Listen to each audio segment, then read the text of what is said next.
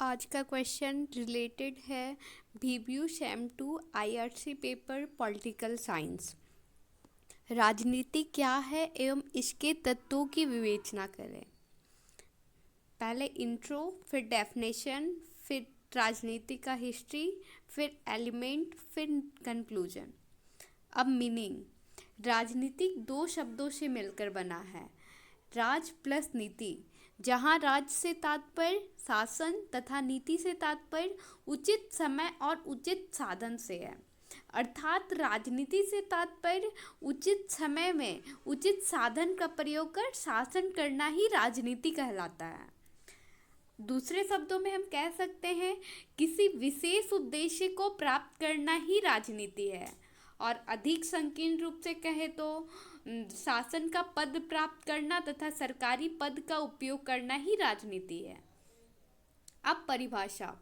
विभिन्न विद्वानों ने राजनीति को अपने अपने तरीके से परिभाषित किया, जो निम्नलिखित है। फर्स्ट, अकॉर्डिंग टू स्पाइरो, राजनीतिक वह प्रक्रिया है जिसके द्वारा मनुष्य तथा मनुष्य के समूह अपने समस्याओं को सुलझाते हैं।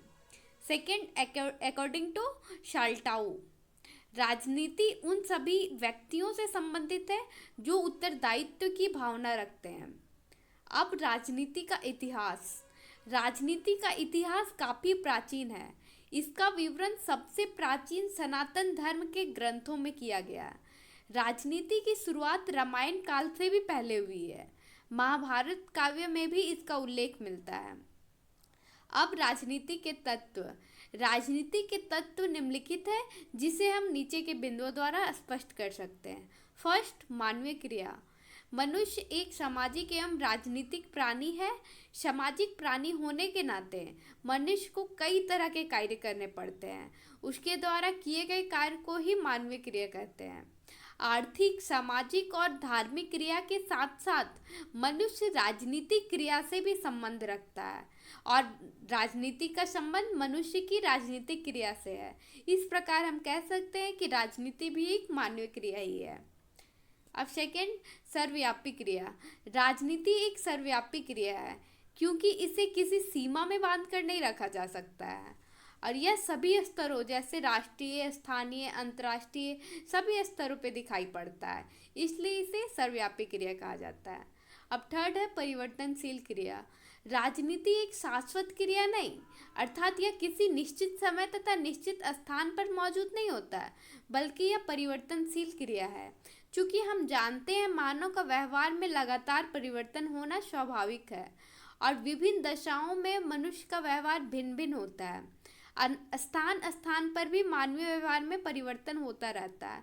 इस प्रकार के साथ, इस परिवर्तन के साथ राजनीति में भी परिवर्तन होता रहता है, अतः राजनीति को एक परिवर्तनशील क्रिया माना जाता है।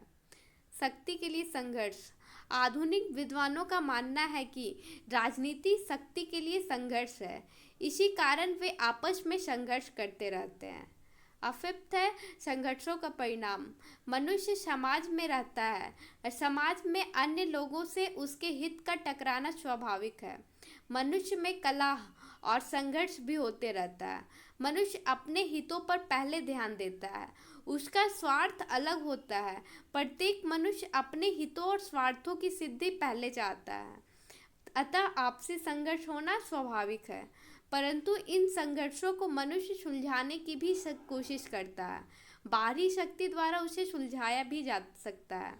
मनुष्य का यह सारा व्यवहार ही राजनीति है। संघर्ष और फिर समाधान की कोशिश राजनीति का एक अभिन्न अंग है।